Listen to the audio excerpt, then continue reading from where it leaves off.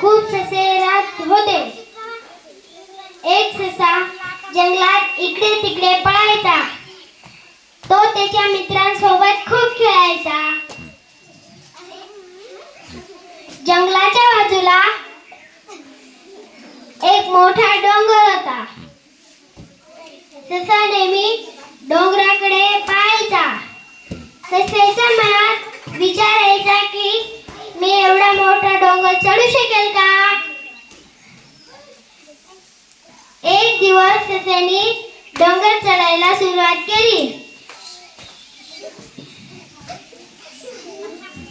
ससा डोंगर चढत चढत त्याला खूप तहान लागली.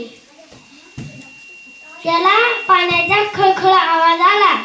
तो त्या आवाजाच्या दिशेने गेला.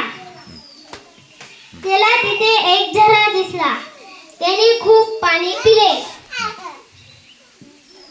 मग त्याने तिथे आराम केले आणि मग परत तो चढायला लागला.